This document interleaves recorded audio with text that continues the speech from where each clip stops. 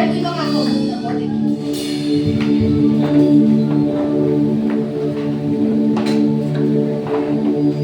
Amen. Ayan, sa umagang ito, tayo po ay nasa huling linggo. Ayan, ng buwan ng January at bilis po ng panahon, no? Next week, February na, Love Month. Ayan, but before that, sa umagang ito, tayo po muli ay papaalalahanan, palalakasin, ayan, tayo po ay i-encourage muli ng salita po ng ating Panginoon. Amen? So I believe we are very much ready sa umagang ito na makapakinig ng salita ng Panginoon. Amen po ba? Ayan, kumusta po ba ang inyong mga katabi sa umagang ito? Gising na ba? Ayan, gising na ba ang diwa? Ayan, alam ko medyo maaga pa po. Ayan, but this morning, yan, hayaan po natin tayo yung mabusog at mapagpala po ng salita ng Panginoon. Amen? Ayan, so direction na po ako sa umagang ito. Ayan, binigyan ko po ng title ang ating pong pag-aaralan. Sabi nga po dyan, Peace in the midst of this troublesome world. Amen? Ayan, alam ko po, yung mga nakalipas na Sundays, punong-puno na po tayo ng mensahe ng ating Panginoon pagdating sa katuruan na ito, sa realidad na ito. Amen? Pero nawa, sabi nga po doon, bagamat 3 linggong lumipas, ang daming nagturo, ang daming revelation, ang daming pong encouragement ng Lord sa atin. Ang pinaka-importante kasi dyan, gaano ba natin sinasampalatayanan yung salita niya? Kasi kahit paulit-ulit natin marinig ang salita ng Panginoon, but if we do not believe the Lord that He is really able, na talagang kaya niya, na walang imposible sa Kanya, lahat ng mga mensahe nito ay lalagpas lang sa tainga natin. At hindi talaga natin to ma-absorb ng ating puso't isipan. Kaya hanggang ngayon, tayo pa rin ay nabubuhay sa takot, sa pag-aalala. Ang dalangin ko po na sa buong buwan na ito, tayo po ay pinaalalahanan ng Lord, pinatatag at pinalakas ng Lord, bagamat hindi naiiwasan at times, tama po diba, nakakaramdam ng konting pag-aalala, pero ang dalangin ko na talagang tayo po ay naturuan ng Lord sa buwan na ito, na talagang matuto tayong ipagkatiwala ang mga suliranin natin sa Kanya. Amen? Ayan, na huwag tayo masyadong ma-stress out. Ayan, sa mga bagay-bagay na nangyayari sa kapaligiran natin dahil meron tayong Diyos na makapangyarihan sa lahat. Pakisabi sa inyong katabi, meron kang Diyos. Meron tayong Diyos na makapangyarihan sa lahat. Amen? Alam ko, minsan hindi nawawala yung mga bumabagabag sa atin, pero we should constantly remind ourselves, we have God at meron tayong mga pangako niya. Amen? Panghawakan po natin lahat yan. Kaya sabi nga po sa umagang ito, ayan, to wrap up, ito pong buong buwan na ito. Ayan, sabi nga po sa ating topic, peace in the midst of this troublesome world. Sabi nga po sa salita ng Panginoon in the book of John, chapter 16, verse 33. Sabi po dito ni Jesus Himself, I have told you these things so that in me you may have peace. Amen. In this world, you will have trouble. But take heart. Ano ba sa Tagalog yung take heart? Ayan, tatagan mo ang loob mo. Ayan, sabi mo nga sa katabi mo, tatagan mo ang loob mo. Hindi dahil confident tayo, dahil malakas tayo, madiskarte tayo, matalino tayo, marami tayong way out, marami tayong connections, no. But take heart because sino po ang na-overcome na ang mundo? Sabi ni Jesus, I have overcome the world. Samahan niyo po ako manalangin. Our dear Heavenly Father, we thank you for the freedom to read your words, to meditate your words, and even to preach your words sa umagang ito. Salamat po, Panginoon, dahil Lord, ang mga salita mo ang nagbibigay ng buhay at ng kulay sa aming mga buhay. At sa umagang ito, Panginoon, may kanya-kanya kaming mga pinagdadaanan, kanya-kanyang nararanasan, kanya-kanyang agam-agam. But we thank you because indeed your words sustain our hearts.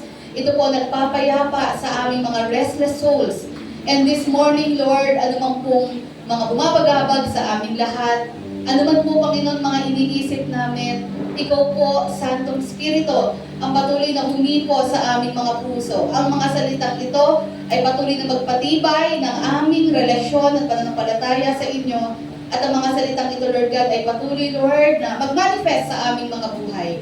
Sa umagang ito, samahan niyo po ang iyong abang lingkod, for apart from you, I cannot do anything. Ikaw po ang mag-lead sa akin, Holy Spirit, sa salita na nais mong maihayag sa aming kalangitan. Have your way, Holy Spirit, in our midst. Kumilos ka sa apat na sulok ng simbahang ito. At higit sa lahat, wala pong ibang pangalan ang siyang patuloy na madakila at maitaas, maliban sa pangalan mo, Panginoong Jesus, the only one worthy of all glory, honor, and praises. Ito nga pong aming sama-samang panalangin as we lift everything unto you in Jesus' mighty name. Amen! Malakas po! Napalakpak sa ating Panginoon. Ayan, sige po, tayo po ay magtuloy-tuloy na. Ayan, sabi nga po sa John 16:33, I have told you these things so that in me you may have peace. The first question is, ano ba yung sinabi ni Jesus? Di ba? Kailangan maintindihan, ano ba yung sinabi ni Jesus? Ayan, so, minsan we're trying to quote verses or verse na hindi natin inaalam ano ba talaga yung pinipinpoint ni Jesus doon. So, para maintindihan natin yan, kailangan talaga natin basahin mula John chapter 13. O, diba? Ayan. Kaya kailangan medyo masipag talaga tayo magbasa ng, ng Bible. Para maintindihan natin yung sinasabi ni Jesus na bakit dumating sa puntong sinabi ni Jesus, I have told you these things. Marami siyang sinabi. So that in me, you may have peace. Ayan. So, if you will look back in the book of John chapter 13, ano bang eksena doon? John chapter 13. Talaga nagpupusto. Parang ano ba to? Di ba? Parang may palaro ba to? In then John chapter 13, if you will remember, ito po yung washing of the disciples' feet. Di ba?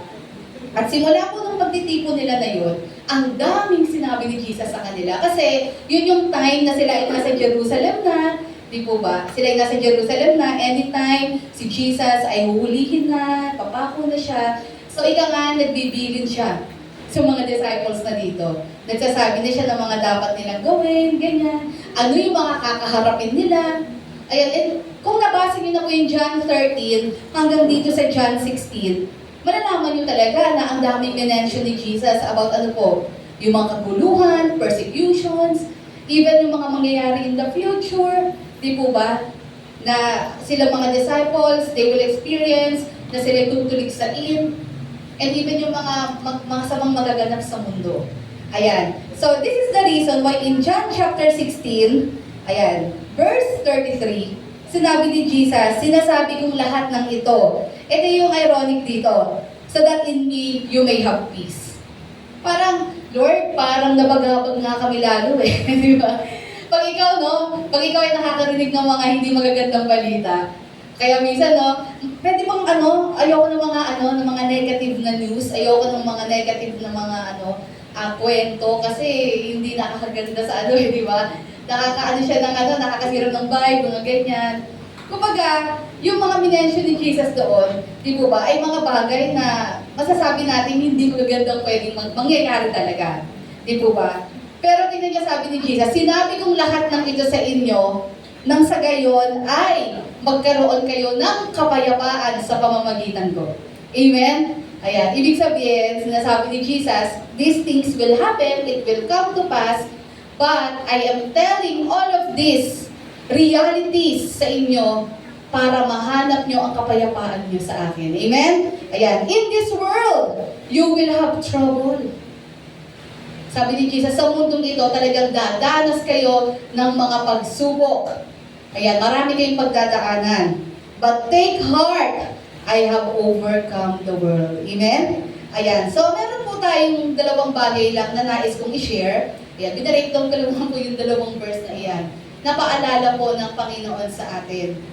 Sabi nga doon, paano ba natin mapapanatili yung kapayapaan in the midst of this reality that the world we live in is a troublesome world. Amen? Yan. Huwag tayong magkaroon ng mindset na na iisipin pa rin natin, okay itong mundong ito, maayos ang lahat. Siyempre, dahil kay Jesus, because of His presence, nararamdaman natin yon. But buksan niyo yung mata niyo, talaga, sa paligid. Ayan, tingnan niyo yung realidad. Magulo po talaga. Amen? Kaya sabi nga po, number 1, didiretso na po ako, anong sabi po dyan? In order for us to experience yung kapayapaan in the midst of this troublesome world, number 1 is acceptance. Sabihin nyo nga po, acceptance. Ano sabi po dyan? Accepting the reality that we live in a troublesome world. Kailangan nating tanggapin ang katotohanan na ang mundong atin pong ginagalawan at tinitirahan ay magulong mundo. Amen? Sabi sa verse 33a, balikan natin, sabi ni Jesus, I have told you these things so that in me you may have peace. Anong sabi niya sa kasunod? In this world, you will have? Ano sabi po dyan? In this world, you will have? O sige, chorus tayo. 1, 2, 3. In this world, you will have? Ayun. Yung mga inaantay ko sa Navarro eh. Yung mga sabay-sabay talaga. Ayan, di ba? Para maganda din yun eh. Para tayong choir dito. Ayan, in this world, you will have trouble. Diba? Si Jesus hindi niya inuto ang mga disciples. Alam niyo, yung mga false prophets noon, ito yung dahilan, di ba, kung bakit nabuhay sa kanilang mga imagination, false imagination yung mga Israelites in the Old Testament. Para masabi mo talagang false prophet, lahat ng sasabihin niya maganda, walang pangit. Parang sa atin, lahat ng sasabihin niya sa atin, puro magagandang bagay. Ika nga, parang flattery. Puro pag-uhuto. Alam mo, ganito ka, ganyan. Ayan. Pero sabi nga doon, ang totoong prophet, talaga sinasabi niya, kung may dapat i-correct, i-correct. Di po ba? Masaktan ang masaktan. But if there's something that needs to be corrected, it should be corrected. Kaya galit na galit yung mga hari in the Old Testament, yung mga wicked kings. Kasi nga, ito sila Jeremiah, Isaiah, ang tingin niya, puro tagadala ng mga bad vibes sa Israel. Ito, puro na lang balita, sasakupin tayo, ganyan. Ayaw nila ng ganun.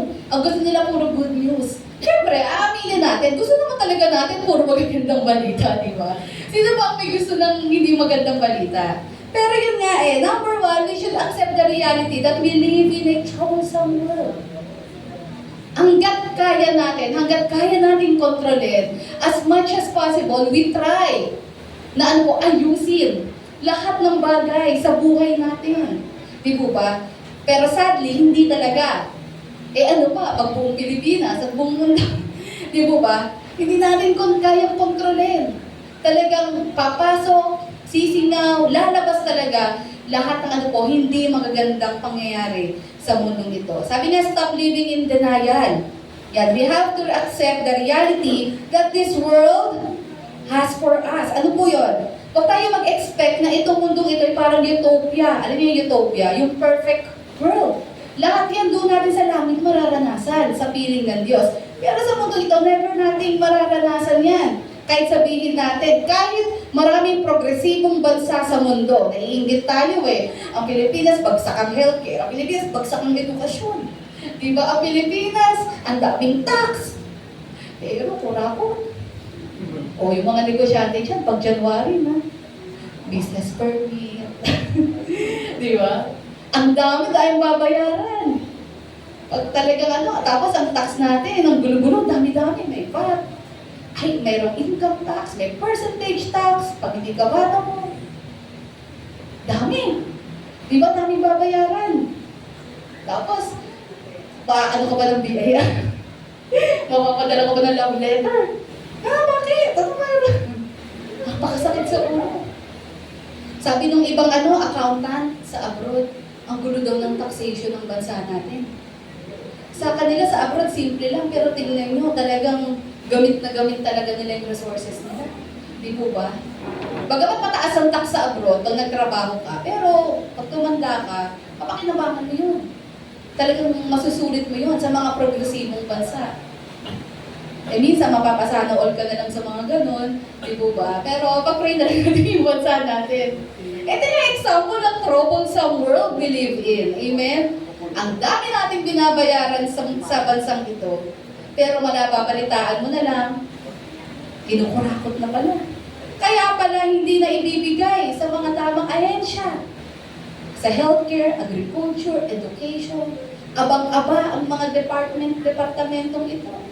Walang maayos na infrastructure. Saan po? Sa mga schools, pahirapan sa public hospitals. I'm telling this because this is the reality na dapat aware tayo. Di po ba? Ito yung realidad ng bansa natin. Di po ba? Nasabi ko, kung sa dami ng nakokolekta, Ang dami-dami kong tutusin. If these funds or budget were allocated properly, mamamaximize talaga ito. Saba't ko sinasabi ito, para ba mag-welga tayo sa gobyerno? Hindi! Hindi yan tama. We are not called to rebel, but we are called to pray for our leaders, for our government. Amen? Kailangan iluhod, iiyak natin yan. Ito yung example na sinasabing, we live in a troublesome world. Sabi how troublesome our world is. Napasimulan ko na yung kanina. Ang dami ko nang kinuwento tungkol sa sitwasyon ng politika at ekonomiya ng bansa natin. O, tignan natin, isa-isahin natin yan. By the way, kayo ba'y nanonood ng mga news or nagbabasa sa mga Facebook? Ayan, so mag-follow lang kayo sa mga reliable news ha. Ang dami kasing mga nagbabalita sa mga social media. Pero hindi naman reliable. Yan, ingat-ingat sa fake news. Sabi mo nga sa katabi mo, ingat sa fake news. Ayan, napakarami niyan. Baka pinaniniwalaan nyo lahat ng mabasa nyo. Kaya hanggang maaari, magbasa kayo at manood kayo sa mga reliable news outlet. Kasi hindi yan gagawa ng kabalastugan, hindi yan gagawa ng fake news. Kasi nga may mga, meron niyang iniingatan na pangalan sa broadcasting world. Kaya sabi doon, makinig tayo. Sabihin natin, ayoko magbasa niyan, ayoko makinig niyan. Bakit? Nai-stress lang ako pag nagbabasa niyan. Kasi yun ang totoo. As a Christian, kailangan aware tayo with what's going on around us. Amen? Bakit? Kasi iniisip natin, wala tong impact sa atin. Tandaan nyo, lahat ng nagaganap sa mundo natin, it will affect us one way or another. Amen? Sa politika natin, yan. Katulad yan, meron tayong mga conflict, security crisis, yung WPS natin ay tinatarget ng China. Diba? Parang naman akong concern dyan. Bakit concern natin yan? Pag sinakot tayo ng China, damay-damay lahat yan. Magpapa-under tayo dyan. Di po ba? Ano pa po? Sasabihin natin, wala naman akong kinalaman sa conflict ng Ukraine at ng Russia. Layo-layo namin dun eh. Anong wala? Di mo napansin ang taas-taas ng gas? Simula nung naglabanan yung dalawang bansa na yan, 30 pesos lang, tanda-tanda ako ang gas ng diesel noon. Ngayon hindi, times 2, tapos hindi na talaga bumaba. Kasi nga, nag-outsource yun ng gas, ng oil sa atin. Kaya isipin natin, walang kinalaman, no? Yung ginagawa ng China sa Taiwan, hindi naman ako Taiwanese, ganyan. Tandaan nyo, katabi lang natin ang Taiwan. Ang dali-dali na lang yan. At marami tayong mga investors sa bansang ito na Taiwanese sa mga export processing zones natin. Pag ginera ng China ang Taiwan, dahil nga ayaw ng Taiwan, i-acknowledge ang China, ano mangyayari? Magsha-shutdown lahat ng mga companies na yan. Ano mangyayari? Economic sabotage, walang trabaho. Kaya alam mo, hindi pwedeng sabihin na wala akong kinalaman, ang layo-layo ng mga yan. Tapos, si President Trump, hindi ko alam kung ano pumapasok sa isip, pati yung Greenland sa Europe, pati tuloy yung NATO. Alam niyo, sabihin niyo na wala akong pakialam sa mga youth. No! Sabihin mo, bata pa ako, no! Kailangan aware ka sa mga ganyan. Dapat binabasa mo yan. Wala tayong magagawa. We live in a troublesome world. Kailangan na-enlighten tayo dito. Hindi lang para ma-stress tayo, para may pray tayo. Amen? Yun naman talaga yun eh. Ano bang role namin mga Christians? So pray. Sabi mo sa katabi mo, mag-pray para sa mundo natin. Amen? Ano pa po? Governance. Yung problema dito pa lang sa Pilipinas, hindi maayos na governance. Aminin natin. Di po ba? With all the issues na nangyayari sa paligid po natin. Ang daming mga unsolved crimes. Di po ba? Ang daming mga unsolved cases, corruption, graft, malversation. Ang dami yan. Anong effect niyan sa akin? Hindi na ibibigay yung tamang funds sa atin. Hindi natin na-experience ang maayos na healthcare system, ang maayos na education system. Diba? Magtyaga kayo dyan, magsiksikan kayo sa classroom, 120 students. Imagine niyo yun. Tapos sabihin, bakit hindi lahat ng mga estudyante natututo? Hirap na hirap matuto. Isipin mo naman, sa 120 na yan, saka duludulungan ka. Tapos iingay pa ng mga classmate mo. Diba? Tapos ikaw, may katamaran ka pa ng konti. Kasi minsan lang yun sa pag-aaral, kailangan may self-effort ka rin talaga dyan, di po ba? Hindi lahat ase. Yun yung teacher ko kasi di ko maintindihan, ingay-ingay sa classroom, ang init-init. Di ba? Halo-halo ng amoy, ganyan. Tawa kayo ba? Totoo yun eh, ang dami mong idadahilan. Pero alam nyo, sa mga estudyante, nasa sa iyo din yan. Kung talagang gusto mong mag-aral, you can find ways. Diba? You can study. May mga internet, may mga libro dyan, mag-aral ka. Wala, ito gawin natin. Eh hindi nga nabibigyan ng tamang alokasyon, ng edukasyon. Eh magtiis kayo dyan. Sabi ko rin yung mga nasa abroad, bakit kaya nagtsura ng public school sa Pilipinas parang ano daw, parang cemetery daw. Pati yung mga public school sa ibang bansa, grabe, ang gaganda, di ba? Libre pa ang pagkain. Sasabihin, hindi yan kaya ng Pilipinas, hindi ano yung budget natin. Hindi rin natin masabi. Baka talaga kasi kinukurakot lang, pero kaya naman talaga. Sa atin, hirap na hirap, mga bata, kaya mag-aral kayo mabuti. Yung ibang bata, nasa liblib na lugar, nasa mga kalagitnaan ng mga isla sa Pilipinas. They cannot study, they have to swim para makapag-aral. Mga ganun documentary, nanonood ba kayo nun? Ano kayo ng mga ganun? Para bumalik kayo sa reality. Para minsan, pag masyado ka maraming inarte sa buhay, no? Makita mo yung mga bata, para sila yung makapag-aral, lalamoy. Lalamoy sila. Magpapalit ng pamalit doon sa school. Ganun na naman ang gagawin nila, lalong yun. Bakit? Walang mai-provide ng government na bridge. Hindi makapagpatayin ng school. Pero gusto nilang mag-aral. Di ba? Pag napapanood mo yun, di ba? Siyempre, una, marirealize mo kung gaano ka kapalad. Pero at the same time, makikita mo talaga, grabe, ang daming tao, ang daming hindi naaabot. Di ba? So, anong problem? Bakit may ganon? Problem with the governance yun. Problema sa government yun. Problema sa mga namumuno yun. Hindi na ibibigay ang tamang programa. Yan, lalo na sa mga liblib na lugar na ito. Amen? Ang tanong, hindi mo na maaapektuhan yan eh. Minsan, no? Siyempre, hindi ka makasarili porque ikaw, magandang school mo, you can study in a private school. Hindi ka ba nakakabag doon? Diba? Tapos ikaw, pababayaan mo lang pag-aaral mo, samantalang iba, halos mamatay-matay na para lang makapag-aral. Pero ikaw, kumpleto allowance mo, tapos tatamad-tamad ka pa. Kaya sabihin mo, kung may katabi kang estudyante, mag-aral ka ng mabuti. Diba? At siguro sa atin din, na maging happy tayo sa mga bagay at blessings na binibigay ng Lord. Hindi man tayo sobrang yaman, pero maganda yung pinatatayuan natin. At the same time, let us also pray sa mga lugar na ito, na grabe talaga ang pangangailangan na magising. Di ba magising? Makatok ang mga isip ng mga pinuno doon. Di ba? Kasi nakakalungkot habang pinapanood ko yun. Sabi ko, ito yung mga lugar na talamak ang mga kurakot eh. Kaya no wonder bakit ganito. Di ba? Ang yayaman ng mga politiko dyan. Pero tignan mo, yung mga nasasakupan nila, pinabayaan nila. So, problema ng government yon. And affected po tayo doon. Unemployment, lahat yan. Ano pa? Ano pa yung mga Baka siguro iniisip yung aga-aga, binibigyan kami ng isipin eh. Kailangan natin malaman to. Kailangan na tanggapin natin. Sabi dyan accept the reality that we live in a troublesome world. Environmental issues, climate change. Problema saan po? Sa climate natin. Yung mga plastic, yung mga ganyan, pollution. Affected ba tayo dyan? Yes! Apektado tayo dyan. Di ba sa mga nangyayari sa government natin? Biodiversity, yung ecosystem natin, affected. Affected yung agriculture natin.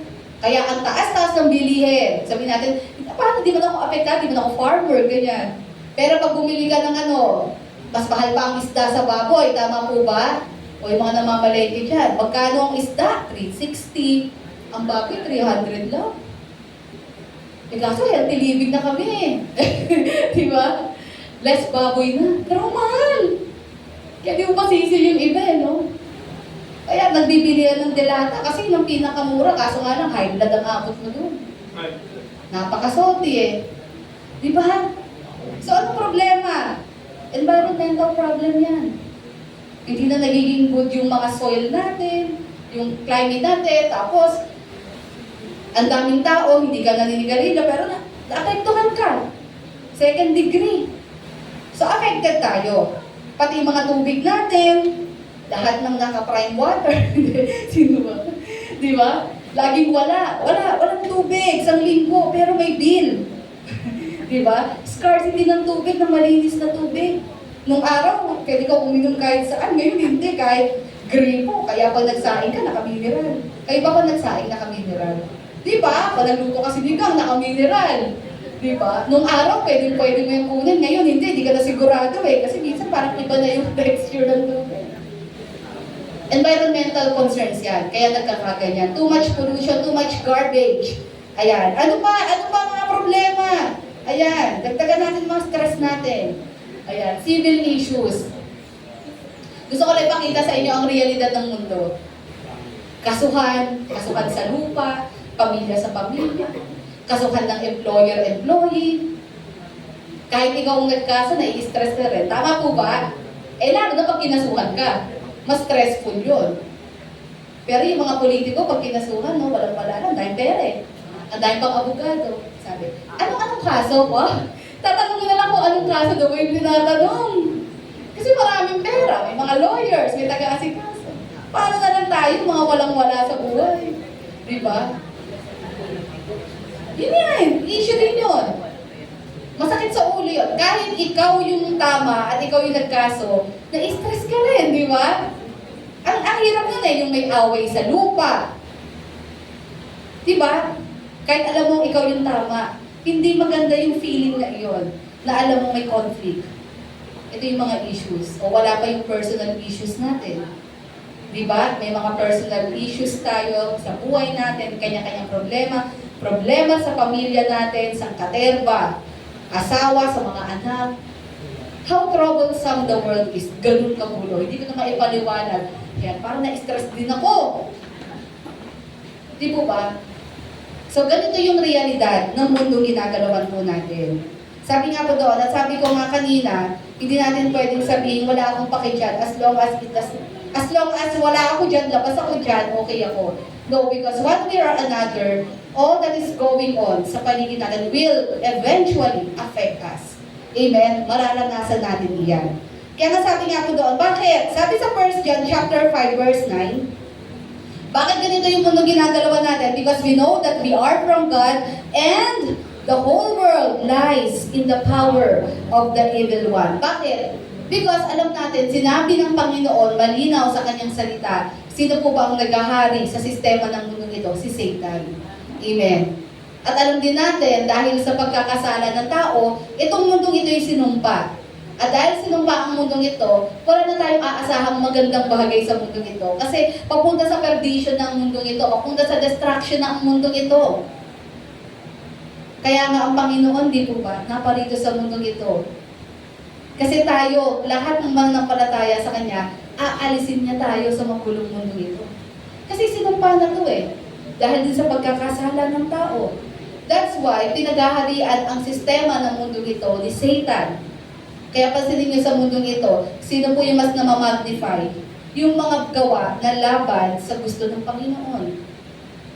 And sadly, these things were being normalized already. Parang nagiging normal na lang. Kasi ito yung sistema ng mundo. Ito yung nangyayari sa mundo. Accepted ng mundo. But hindi lahat ng tinatanggap ng mundo ay ano po, hindi porque maraming naniniwala at tumatanggap doon, ay dapat sang-ayunan din natin. We should stick sa kung ano po yung sinasabi ng Panginoon. Amen? No matter what the cause. We should stand for what is true, for what is right. At ito pa, sabi niya doon, apart from the troubles of the world, tayo mga Kristiyano, at yung isa pa natin kakaharapin, Christians should expect persecutions because of our faith. Nilagay ko nga dyan, no? Basically, the world will not be friendly with Christians. Alam niyo, to be honest, ito talaga. Ito yung pinipinpoint ni Jesus. Hindi naman talaga kaibigan ng mundo ang mga Christians. Bakit? Because we are going the opposite tide. Iba po ang takbo ng mundo versus sa tinuturo ng Word sa atin. Kaya nga, anumang mangyari, lagi tayo magiging in conflict with the world. Kaya sabi doon, ang persecution dapat expected na natin yung mga Kristiyano. Tingnan nyo, ano po ang sabi ni Jesus in John 15 verses 18 to 21? Anong sabi niya po dyan? If the world hates you, keep in mind that it hated me first. Amen? If you belong to the world, it would love you as its own. As it is, you do not belong to the world, but I have chosen you out of the world. That is why the world hates you. Ano sabi po ni Jesus dyan, no? Kung kayo'y pinamumuhian ng mundo because of your principle, because of what you stand. Parang last week may naturo na ako about this, di po ba napahapyaw ko ito? Di po ba? Sabi nga po doon, marami tayong mga stand na against sa takbo ng mundo ito. That's why we are called names by the world. Ang daming tawag sa atin. Sa mga Kristiyano. Kasi yung stand natin, di po ba, na against sa stand ng mundong ito. Sabi nga doon, no? Kaya sabi ni Jesus, if the world hates you, keep in mind that it hated me first. And if you belong to the world, it would love you as its own. Ibig sabihin niyan, kung tinatago natin ang pagiging Kristiyano natin at sumasabay tayo sa agos ng mundong ito, natural hindi tayo kapumuhian ng mundo. Kasi magiging katulad tayo ng mundo.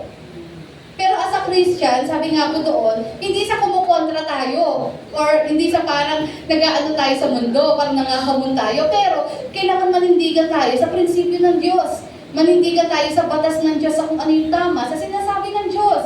And sa totoo lang, maraming sinasabi ang Lord, lahat ng sinasabi ng Lord ay against sa sistema ng mundong ito. Kaya sabi ni Jesus, if you belong in this world, hindi ka kabumuhian. Kasi katulad din tayo ng mundong ito. You also agree with what the world says. Pero sabi nga niya dito, as it is, you do not belong to the world. Because, sabi ni Jesus, I have chosen you out. Inalis na kita dyan sa mundo.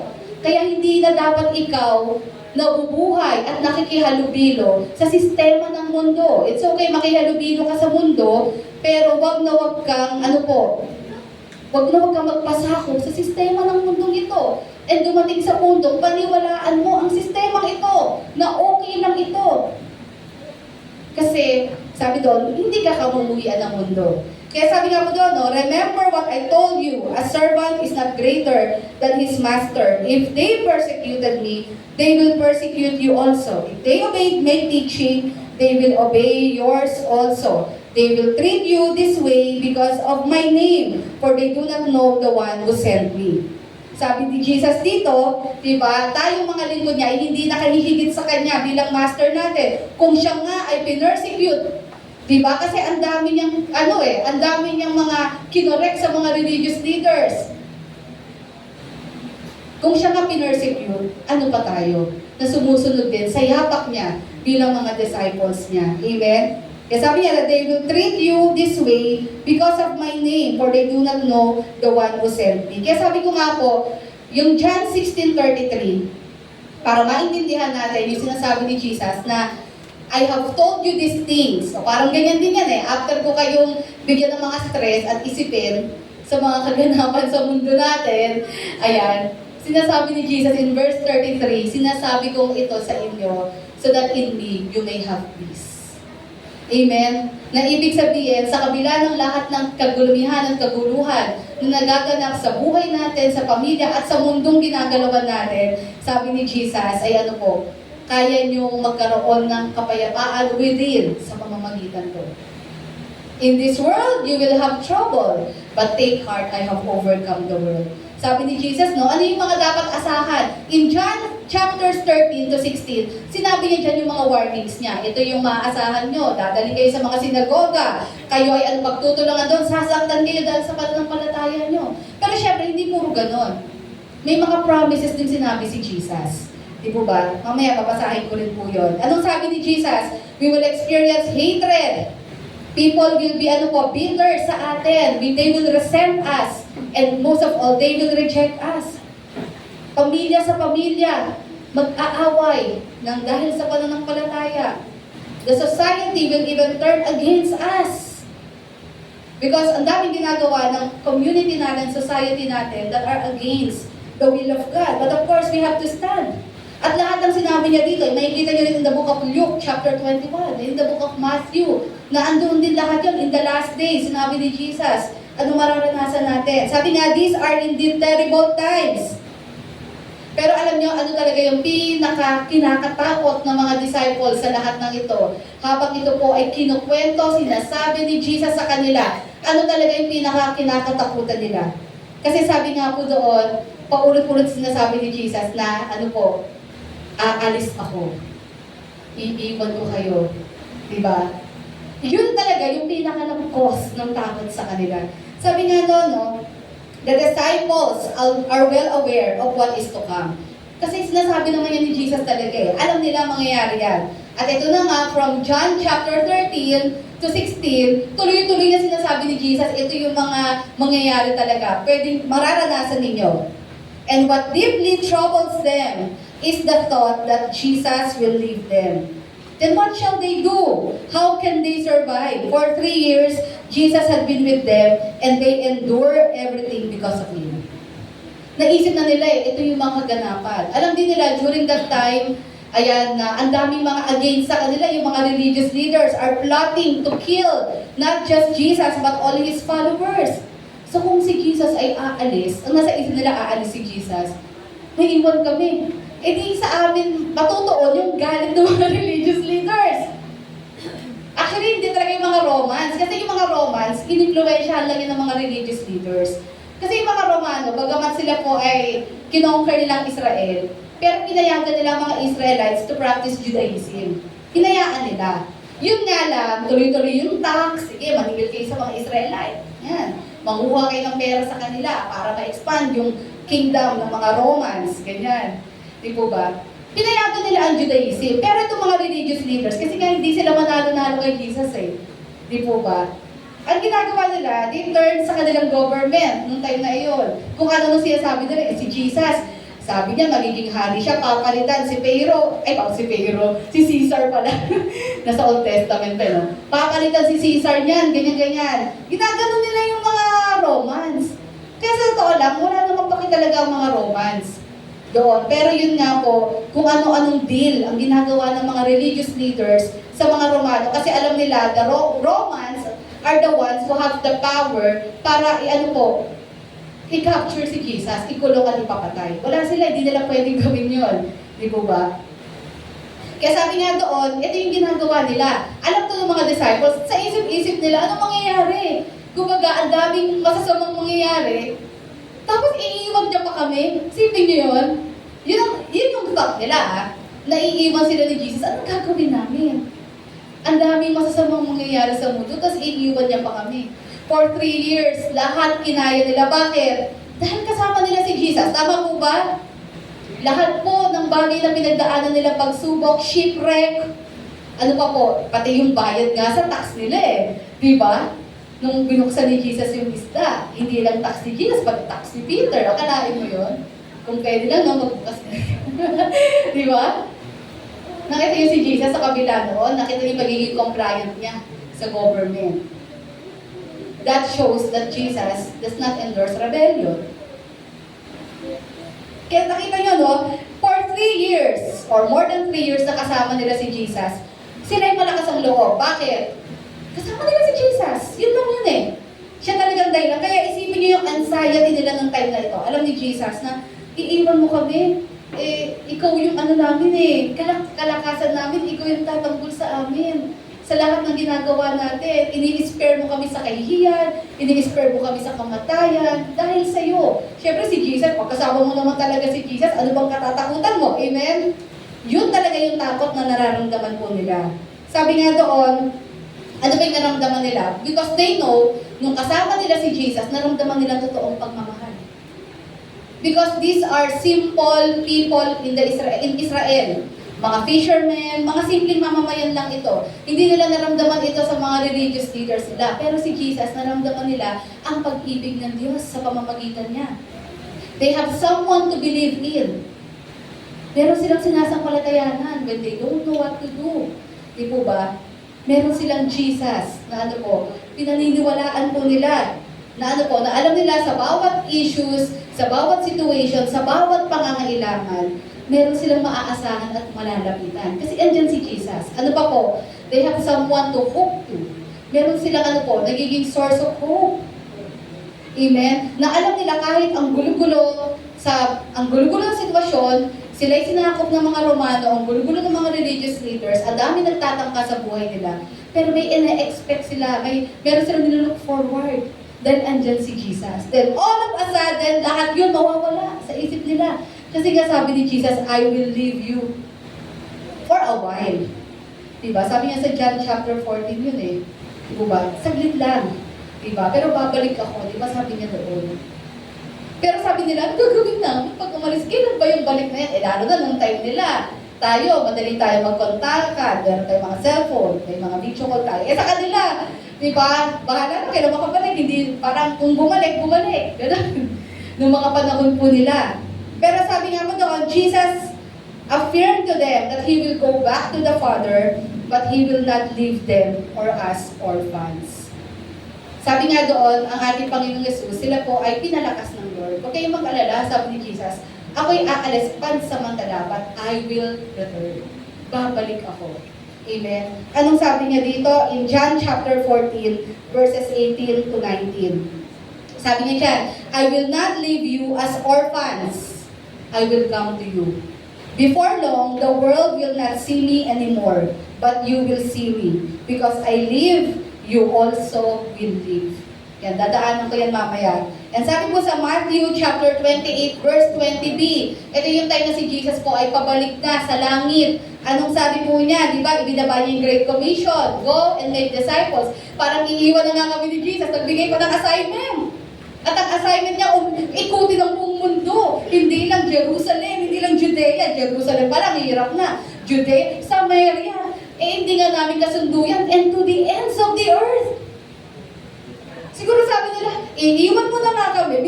Binigyan mo pa kami ng napakatinding assignment. Paano namin isa-saturate ang mundo? Sino maniniwala sa katulad namin? Yun ang tumatakbo sa isip nila.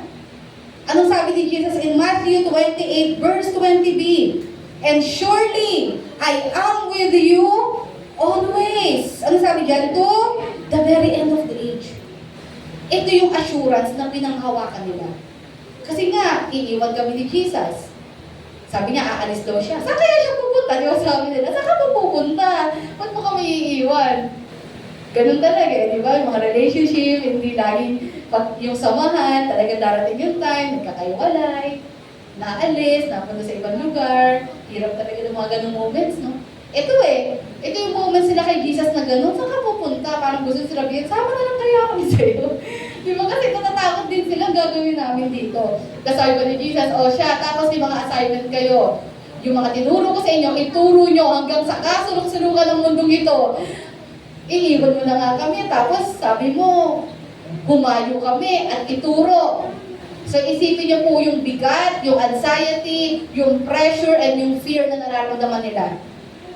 Kumbaga, sa dami ng problema ng bansa nila, ng society nila, parang natakluban yun eh. Parang mas mabigat yata problema to. Di ba? Parang, kaya namin to dahil si Jesus kasama namin. Kaya naalala yun, hindi nila mapalayas yung demonyo. Si Jesus nag-take over sa kanila noon. Di ba? Parang, paano yan? Dahil isip siguro nila yung mga senaryo. Paano yan pag nasa gitna kami ng karagatan at kami na shipwreck? Nasaan si Jesus? Paano kami? Lulubog kami. Paano yan kapag kami ay nagpunta sa lugar na ito, nagpalayas ang demonyo, hindi namin napalayas? Wala na si Jesus din. Ang gagawin namin? So yun yung mga agam-agam nila. Pero yun nga, sabi nga po doon ni Jesus, and surely I am with you always to the very end of the age. Sabi nga doon, the point is, we cannot deny nor change the fact that the world we live in is troublesome, cruel, and most of all evil. Okay, hindi natin mababago ang katotohanan na iyan. Kahit anong gawin natin, ang mundong ito ay papunta sa pagkasira.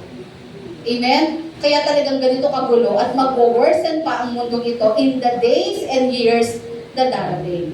Yan. Yet, what keeps us at peace is knowing that amid all this, we can endure and overcome because we have Jesus and we are in Him. Amen? Ibig sabihin po niyan, ito yung reality. Ito yung kapayapaan natin. Yung tanggapin natin yung katotohanan na magulo itong mundong ginagalawan natin. In all aspects, areas, lahat magulo. Yan. Pero kaya natin nagagawang maging payapa kasi alam natin sa lahat ng ito, di po ba? Meron tayong Jesus na ating sandigan, pinaniniwalaan, siya yung source ng pag-asa natin. Amen. Kaya puno tayo ng kapayapaan. Na alam natin, maraming magaganap sa mundong ito. Pero yun nga, as long as we know we have Jesus, yun kasi yung assurance, yun yung rest na kailangan ng mga disciples. Wala na sila magagawa eh. Ito ang mundo eh. Ganito kagulo. Ganito ang mga religious leaders, ganyan ang mga Romans. Wala na kaming magagawa dyan. Ganyan na talaga sila ka-evil. Pero, anong mababago ang pwede natin baguhin? Yung perspective natin, yung mindset natin. Pero, kaya kong maging panatag dahil alam ko na kasama natin si Jesus. Tulad ng pinangako niya. Amen? So, number 1, accepting the reality that the world we live in is a troublesome world. Pero sa kabila noon, alam natin na bagamat ito yung katotohanan, ay may kapayapaan tayo kasi kasama natin ang Lord. Tandaan nyo, ang totoong pwedeng magdulot ng takot pagkabalisa sa atin ay kung mabubuhay tayo, wala tayong tunay na relasyon kay Jesus. Yon ang pinaka nakakatakot. Matakot talaga tayo pag gano'n. Matakot tayo kapag tayo ay nabubuhay sa mundo ito na walang Diyos, walang Jesus sa buhay natin. Amen. Kasi alam natin, hindi natin kaya lahat ng bagay. Nagagawa lang natin lahat, kinakaya natin, nananatili tayong nakatayo, we remain still because of Jesus. Amen? Kung tayo lang, suko na tayo. Pero dahil may Jesus tayo, nagiging matatag tayo. And last, number 2, anong sabi nga po dyan? Holding on the fact that Jesus overcame this troublesome world. Anong sabi sa verse 33b? Pakibasa po. Malaking-malaki na yan. Kaya na natin basahin. But, take heart. I have overcome the world. Amen? Sabi po ni Jesus, unang-una, sa pamamagitan ko may kapayapaan kayo. Kasama niyo ako, may kapayapaan kayo. Pero ang problema nga, iiwan sila pansamantala ni Jesus. Ano yung tinutukoy niya doon? Mamaya dadating din ako dyan.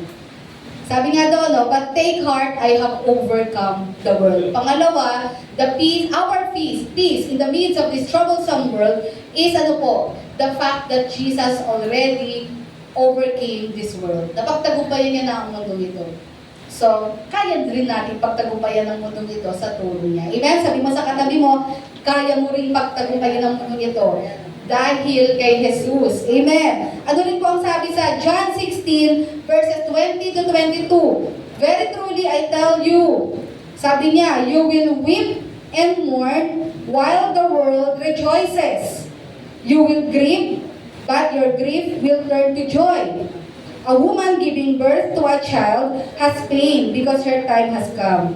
But when her baby is born, she forgets the anguish because of her joy that a child is born into the world. Sabi niya, habang nagkakasiyahan ng mundo, tayo po ay makakaranas ng extreme loneliness, kalungkutan, paghihirap. Habang ang mundo ay nagagala, tayo iiyak. Yun nga kasi yun. Yun yung persecution because yung mga gawain ng mundo ito is against sa gusto ng Diyos. At ito talaga yung i-endure natin mga Christians. Kung ayaw mo maranasan yun, bakit go with the flow ka? Diba? Para hindi ako ma-persecute, sasang-ayunan ko na sila. Iisipin natin yun ang totoong kapayapaan, no? Hindi ka magiging payapa pag pinipili mo laging talikdan ang principle ng Lord at piliin mag-go with the flow sa mundo. Ang totoong kapayapaan, yes, some people will hate you. They will say hateful words against you. Binanggit ko yan last Sunday, di ba? Yung regarding sa persecution. Ang dami nila mga words sasabihin sa atin, pero yun ang totoong kapayapaan. Na kahit marami silang sinasabi, ang mahalaga, Lord, nabigyan kita ng kaluguran because pinili kong gawin ang tama. Pinili kong manindigan sa iyo kahit napakaraming pressure sa kapaligiran ko. Amen. Kahit I am pressured to give in sa mga masasamang tinuturo ng mundong ito. Sa mga bagay na ninormalize ng mundong ito. Pero pinili ko manindigan sa kung ano yung tama. Amen? Kaya sabi na doon, yun ang totoong kapayapaan. Ang totoong kapayapaan, when we know we are doing what is right according sa gusto ng ating Panginoon. Amen? Ayan. Kaya sabi nga doon, katulad doon ng babaeng manganganak, masakit. Yung mga nanganak dyan, pero saglit lang. Kaya nga inaalin tulad ng Panginoon yung pain and yung joy ng pagiging Kristiyano. Pag ikaw ay nag-iire at nanganak, masakit. Pero after nun, pag nakita mo na yung anak mo, nakamukha ng asawa mo, nadagdagan yung joke lang. Di ba? Pag nakita mo, yung anak mo, di ba? Napawi lahat na-erase lahat ng sakit Di ba? Yun yun, na kumbaga sa mundong ito, we will experience troubles, persecution, people will hate us, pero after that, pag napagtagumpayan mo ang mundong ito at pinili mo lagi si Jesus, ang kapalit niya ay walang hanggang kagalakan, kapayapaan, rewarding doon sa langit. Amen? Na hindi mo na maaalala lahat ng masasakit sa mundong ito. Baliwala lahat yon sa sa nilook forward natin sa ating Panginoon. Ayan, sabi nga doon, kung paano na-overcame ni Jesus ang mundo, ganun din po tayong mananampalataya sa Kanya. Sabi doon, we should remember that Jesus already overcame. Ayan, ano ba yung dapat na maging lakas ng loob natin? Sabi ni Jesus, laksan mong loob mo, take heart, I have overcome the world. Sabi doon, we should remember that Jesus already overcame man's greatest enemies. Ito yung pinakamatinding kalaban natin. Hindi gobyerno natin, di po ba? Hindi ang nuclear, hindi ang China, hindi yan ang mga pinakamatinding kalaban natin. Ano po? Sin and death.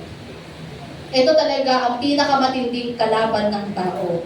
And praise be to God. Anong sabi sa 1 Corinthians 15:56 to 57? Sabi po dyan, the sting of death is sin. Sabi doon, and the power of sin is the law. Dahil sa kasalanan, we will die. Because of sin, hindi lang physical death, eternal death.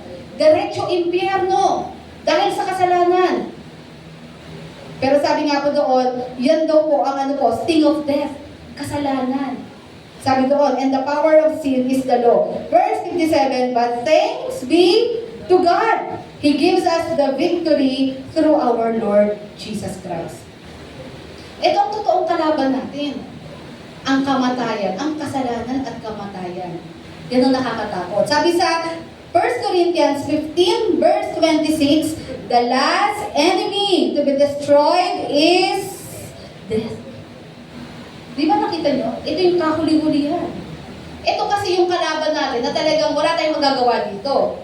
Mamamatay tayong lahat talaga. Kahit anong pera pa meron ka, pag oras mo na talaga, mamatay tayo. Di po ba? At hindi lang po yung kamatayan sa mundong ito. Ang isa po sa mga pinagtagumpayan ni Jesus ay na tayong lahat ay meron ng pag-asa na may spare so walang hanggang kamatayan. Kundi makaranas tayo ng walang hanggang buhay. Eternal life in Christ Jesus. Napagtagumpayan niya yun. Kasi noon, kung di ginawa ni Jesus yun, we will all go to hell. Because lahat tayo makasalanan. And experience, eternal torment, eternal suffering. Bukod sa sinasabi sa Biblia na mararanasan mo sa literal hell, ang totoong pinaka-impyerno doon, ang hindi natin makapiling ang presensya ng Diyos. Yun. Kaya nga, di ba pag nagkakasala tayo, anong nararamdaman natin? Guilt and shame. Pag alam natin may nagawa tayong mali, anong pakiramdam natin? Pakiramdam lang yun.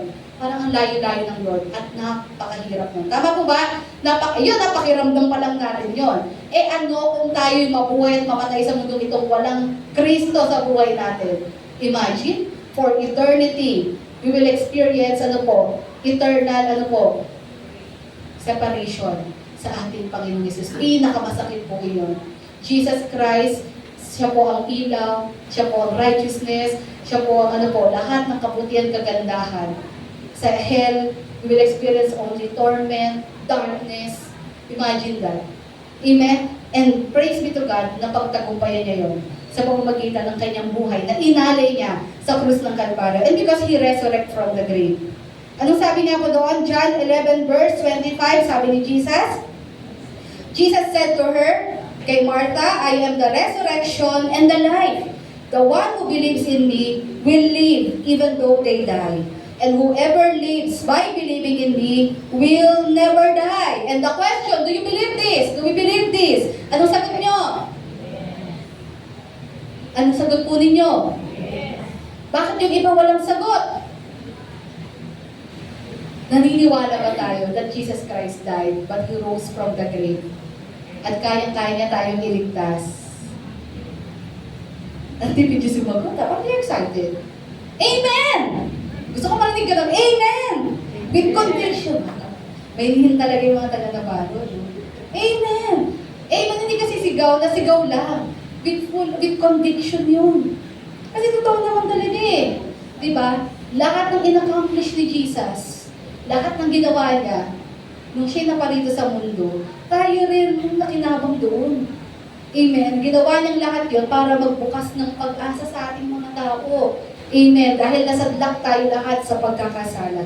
Sabi nga doon, kung napagtagumpayan ni Jesus ang pinakamatinding kalaban natin sa mundo ito, surely we can overcome anything and everything sa mundong ito. Hindi na natin katatakutan ang mga nagaganap sa paligid natin. Alam natin, mas dakila ang Diyos na pinaglilingkuran ko.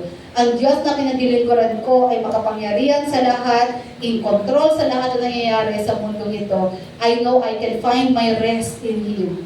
Alam ko na iingalan ako ng Lord. Alam ko ang buhay ko ay nasa palad niya.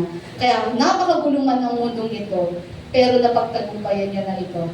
And dahil ako'y nasa Kanya, mapapagtagumpayan ko rin ang mundong ito. Amen? Ayan. Kaya sabi nga doon, we need God's power for us to overcome this troublesome world we live in.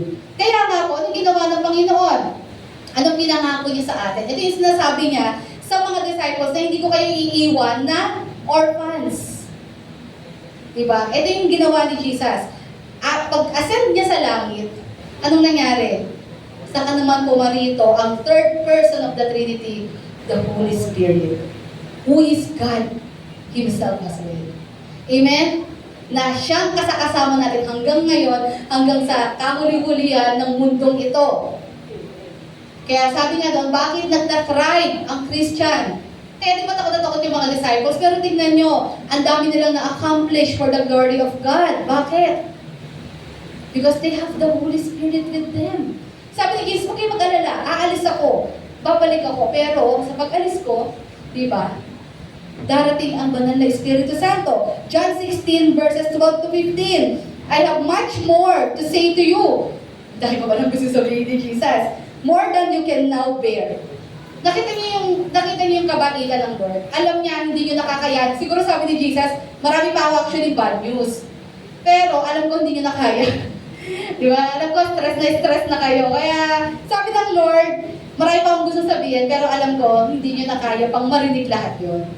Pero sabi niya, verse 13, but when He, the Spirit of truth, comes, He will guide you into all the truth. He will not speak on His own. He will speak only what He hears, and He will tell you what is yet to come. Verse 14, He will glorify me, because it is from me that He will receive what He will make known to you. All that belongs to the Father is mine. That is why I said, the Spirit will receive from me what He will make known to you. John 14, verses 16 to 17. Anong sabi ni Jesus? And I will ask the Father, and He will give you another advocate to help you and be with you forever. Sino yun? Verse 17, the Spirit of Truth. Ito yung sinasabi niya. Okay, mag-alala, I will be with you until the end of time. Yung sinasabi niya na hindi ko kayo iiwang orphans. Kasama niyo pa rin ako. At ito na nga po, Jesus was referring to the Holy Spirit. Sabi nga doon, the world cannot accept Him because it neither sees Him nor knows Him, but you know Him, for He lives with you and will be in you. That's why, ang totoong, isa sa mga patunay tayo ay totoong Kristiyano na born again, is nararamdaman natin ng conviction, pagkilos ng banal na Espiritu sa buhay natin. May awareness tayo sa kasalanan, may awareness tayo sa mali natin, may guilt tayo, and there's the desire to to change all of that and to live a life glorifying God. Amen? Lahat po yan ay inuudyok ng Santong Espiritu na sumasa atin, sa taong totoong na born again at tumanggap sa ating Panginoon. Ito yung sinasabi niya, wala kayong dapat katakutan, hindi ko makaiiwan. Diba? Kung naranasan mo ng iwanan ka at nasaktan ka, huwag kang mag-alala. Ang Lord hindi ka iiwan. Sabihin mo nga sa katabi mo, kung ikaw man ay iniwan noon, di ba? May hugot pala. Ang Lord hindi ka iiwan. Amen? Ayan. So, may mga kanya-kanya tayong mga kwentong ganyan sa buhay natin.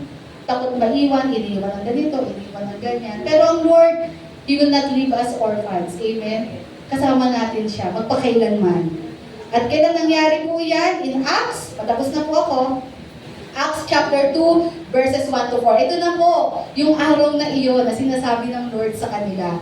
Sabi po sa Acts chapter 2, verses 1 to 4, when the day of Pentecost came, they were all together in one place. Magkakasama po ang mga disciples. Suddenly, a sound like the blowing of a violent wind came from heaven and filled the whole house where they were sitting. They saw what seemed to be tongues of fire that separated and came to rest on each of them. All of them were filled with the Holy Spirit and began to speak in other tongues as the Spirit enabled them. Ito na nga yung sinasabi ni Jesus, di ba? Wait, magantay kayo sa Jerusalem, huwag kayong aalis. Sabi niya doon, you will be filled with the Holy Spirit. Ito yung kailangan niyo. Ito yung sinasabi ko sa inyo, kaya wala kayong dapat ikatakot sa mundong ito. Kasi hindi ko naman talaga kayo iiwan. Kasama niyo pa rin ako through the Holy Spirit. And indeed, it happened in Acts chapter 2, while they were gathering. They were filled with the Holy Spirit. Kaya nakita nyo, after this Pentecost event, grabe ang nabago sa mga disciples ni Jesus. Yung mga takot na takot, nagtatago mga disciples na nagsasabi, ba't po kami iiwan? Gagawin namin? Paano kami makakasurvive? Ganyan-ganyan. Tingnan nyo, anong nangyari after this? They turned the world upside down for Jesus. And that is why nakaabot hanggang sa Pilipinas ang Kristyanismo at ang Gospel. Because they were, they were bold enough para ibahagi ito. Because the Holy Spirit is in them. Amen? Kasama nila ang Santong Espiritu. Kaya kahit sila hindi marunong, simpleng mga mamamayan, simpleng mga Israelita, pag ginamit sila mightily ng ating Panginoon. Amen? Kaya lumagana po ang Kristyanismo sa mundo. So, ibig sabihin, sabi sa number 2, yan, tayo po ay mag-hold on sa katotohanan that Jesus overcame this world already. And we can also do that. Because we have the Holy Spirit with us. We have Him sa buhay natin. Even ang ministry, kayang-kaya natin yan, to saturate this place for Jesus. Amen. Kahit yung matitigas na puso, kayang-kaya yan. Amen. Walang mahirap sa banal na Espiritu Santo. Amen. At lalong-lalo na kayang-kaya ng Lord baguhin ang mga buhay natin for the glory of His name. Walang buhay na hindi totoong pinanahanan ng Holy Spirit ang hindi nababago. Amen. Ayan, ibig sabihin, nothing is impossible with the Lord. Yan. Bukod sa napagtagumpayan ni Jesus, ang greatest enemies natin, imagine, ba't ako matatakot? I have the Holy Spirit with me. Amen. Kung tayo lang, matatakot tayo. Pero nagagawa natin lahat ng ito, dahil alam natin kasama natin siya. Amen? Ayan. Kaya sa pagtatapos natin, tayo po yung tumayo, ito lang po ang conclusion ko dyan. Anong sabi po dyan? Jesus is our peace. Ayun. Grabe, no? Tama si Adrian. Ayan. Yan yung hype ng mga tapos na yung pagtuturo eh. Yung ganyan kay Adrian. Parang sabi niya, yes, tapos na. Jesus is our peace. Siya yung representative natin lahat. Sinama sarili. Jesus is our peace. Basically, what John 16 verse 33 is teaching us na kay Jesus natin patatagpuan talaga ang kapayapaan natin. We cannot change everything in this world. But as long as we are in Christ, di ba ba, papatuloy tayo, sumusunod tayo sa Kanya, mararanasan natin ang kapayapaan sa mundo ito. Amen? But it doesn't mean payapa tayo ay wala tayong pakialam sa mundo. May pakialam pa rin tayo.